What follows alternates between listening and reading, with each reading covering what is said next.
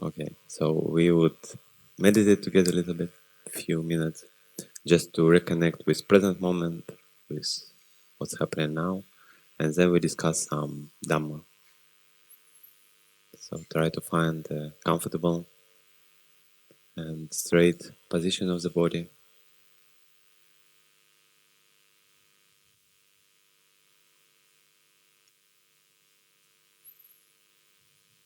And also relax the body, and no any tension.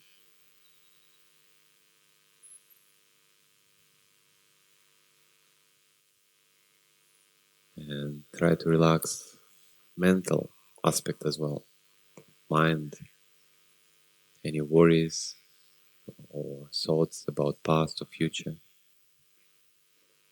Just let go of them.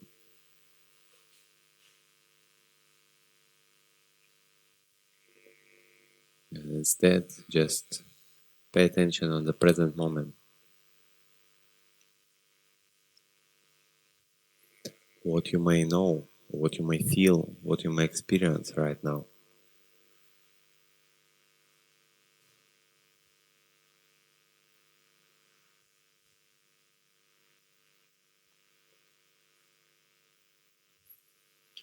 Sensations of the body,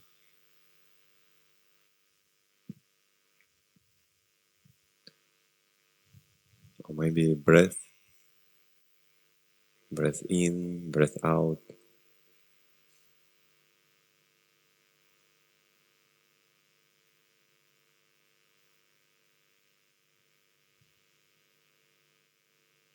Or maybe sounds grab your attention.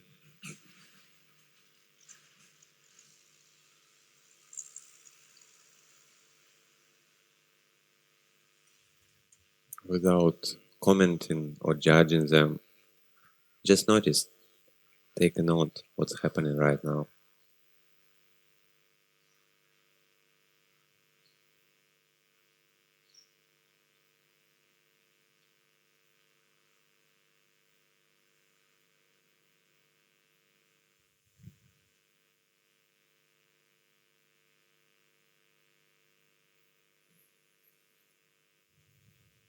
So this slight presence of the mind we try to keep while our Dhamma reflection and in daily life as well, try to keep this presence of the mind. So today I would like to maybe ask you a question. Like, there's idea, we may hear about this a lot, and I would like to ask your opinion. Like, should we have any preferences or expectations about future or wishes about future? So, should we? No. Depends. Okay. So, we need to choose the right wishes. Yeah, that's what you meant. Okay. It's a good one. So, maybe let us go through some suttas and see what Buddha said to us. So, there is a sutta, hāliddikāni sutta in Samyutta Nikaya Kanda Samyutta 22.3. So it's explained one sutta from Sutta Nipada. It just gives this gatha and explain in details what it means. And the line, even the one word, I think, apurakarano. So this is a Pali word, and some translated, don't make preferences. Don't literally means not put something in front of you. Like, I put it in front of me, I want this. I like situation to be like this. So I put it in front of me, I have a preference, I choose something like this. And as the explanation is, speak about 5 khandas, 5 aggregates. So form and mental dimension, like feelings, perception, volitional activities, and consciousness. So the person who do opposite of this, the Buddha encourages us not have a preference, but person who have a preference, he may have some kind of wish. May my body be those, or may my mind be in this way. So he kind of have a wish about the body and mind, that this would be with my 5 khandhas in the future. So here is a question, yeah? Like, if following just interpretation from this sutta, it seems all our good wish and expectations come under this category, because everything, these 5 khandhas, yeah? So if I wish to be a virtuous person, I wish it's one of the khandhas, yeah. It's a perception. One is my perception, because virtuous person doesn't exist. I mean, as an object, we only can qualify him virtuous or not virtuous because of his behavior. We may put him in some category. So categories and concept, it's a sanya, it's perception. So, or may I have this or that meditation experience? I want to have good concentration. I want to have clear mind, yeah, or see things clearly as they are. So it's also about vijnana, how I experience things clearly, or my mind is a little bit sluggish. So all these things, if I take them as a self, they are 5 aggregates subject to clinging. And the Buddha say, the one who don't have a preference, he don't do like this. He don't wish or expect something in terms of 5 aggregates in the future. Then what we need to do? Good question. So another sutta what we have, what may a little bit answer this, and then we explore how we may interpret this. In Majjhima Nikaya there is a Bhadra Ekarata Sutta, and the 2 suttas after this explanation by Mahakachayana of these verses or gata in Bhadra Ekarata. So, and the verses say that napatikanki anagatam, do not expect or do not wish something for the future. In the future, do not wish something for. And Mahakachana explained it in the light of 6 sense bases. The 4, like eye and form, ear and sound, and so on, mind and mental phenomena. So all experience and the basis of this experience. So, and he say that also it starts the same. Person have a wish, may my eye or form be those, and other experience also. So may my, long story short, may my experience be in such a way. The person wish like this, and then he generate intention or desire for obtaining or getting what he don't yet have. So I don't have this vision, or I didn't see sunset in the sky, or sorry, in the ocean, for example. They say very beautiful when sun sits in the ocean. So maybe I don't have this experience, and then I wish I don't have this vision. I wish I would see this in the future, and then because of this wish, he have joy or delight. So he delight. Oh, it would be nice to see the sunset. Would be very beautiful. And he delight in it, he attached to it, he cling to it, and then he suffer. So that's, I mean, of course, it's a long journey, but that's what usually happening. Because it's not a problem, according to Mahakachayana, it's not a problem to have a wish or goal or something like this for the future. But the problem is actually delight.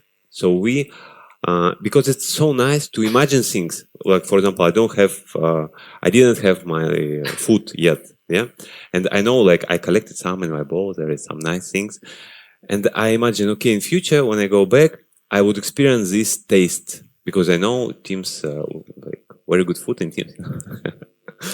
So, and this delight, what arises in me, I want to experience this taste. And this causes my attachment and suffering, because I don't attach actually to the taste itself. Taste itself is just a taste, but my joy from the taste, that's what I like. That's what all of us like. Anything what we may experience, barely just experience if you're aware of this and without any story or proliferation or make it mine. But if you find the joy in it, what we all do, like, I don't know, it's a way to reduce this kind of desire to delight, to become enlightenment. But unless we're not there, so we have this delight. Even the small preferences, like we like to live in the monastery, we don't like to live in the city. It's conducive for practice, it's peaceful and nature and so on. You may have a desire to delight there. I delight in forest. So, and to say to someone may say, what's wrong with this? It's okay. You may delight in forest. You don't like to delight in the middle of highway or something like this. But here, the thing is, yeah, we may on more ultimate level, more conventional level, we may choose right wishes at the beginning. This is the right things to do. This is the right things to develop. And this is wrong things to develop. And make a wish for this, don't make a wish for that. And at the beginning, it's even fine to delight in this. Like, I delight to give dana. I delight to meditate. I delight to investigate reality. Or I delight to speak with wise people. Some delight and joy.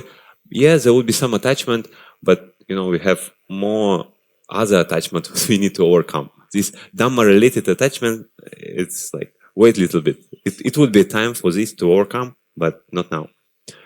But on more ultimate level, this is a tendency. If you delight in any expectation for the future, it brings you suffering. Like, for example, I want, like yesterday my meditation was good, but today somehow I struggle, like maybe headache or something like this.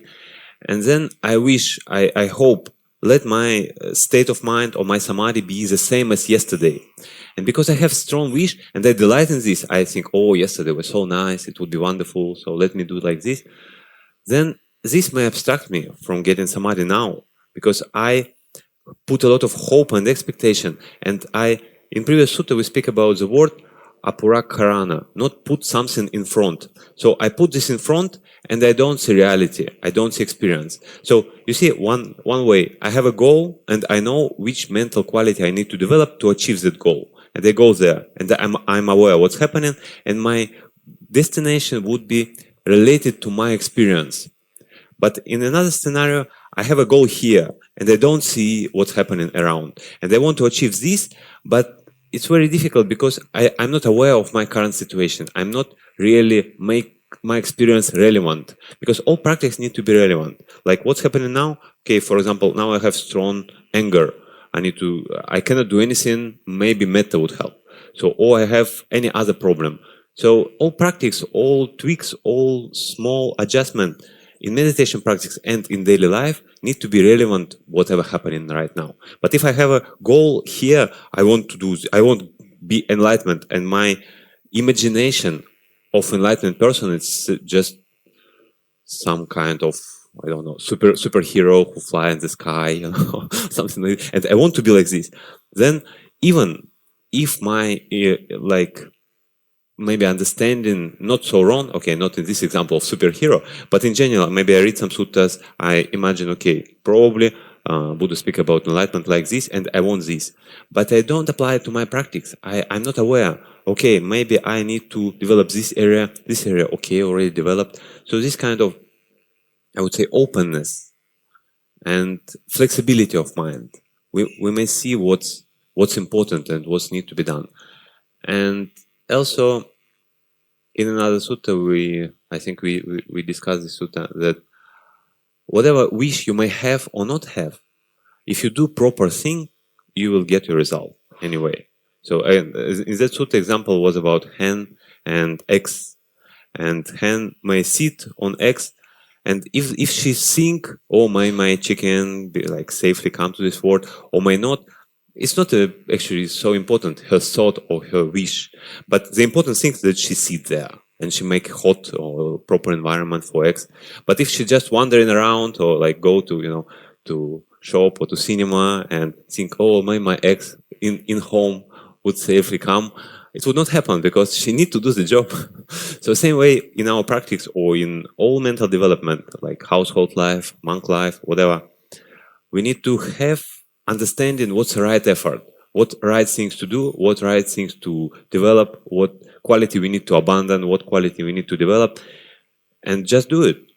To have a like expectation, or no, not expectation, maybe to have a goal, to have a direction. Okay, I go there. I need to go there. I understand what I need to do. that's a proper way. And in this way, if I reach my good samadhi today or after several months, it's not a big deal, because I don't have a clear plan. Okay, when, like in my 35, I won't be like stream enter. In 37, I would be anagami or whatever. So these plans, they bring only suffering, because if something would not go not according to the plans, what according to the life we all know, things not going according to our plans. You know? A lot of condition we cannot predict, we cannot control things, and then we suffer. If we have some clear or strong wish about, like, kind of strong or unflexible perception what I want in the future, this we would like to avoid. So I wish all of us to develop this flexibility of mind, to see the goal, to understand the where I need to go, and to understand how I need to do it. But when I reach there, it's a matter of many conditions, and be flexible to it. Sadhu, sadhu, sadhu.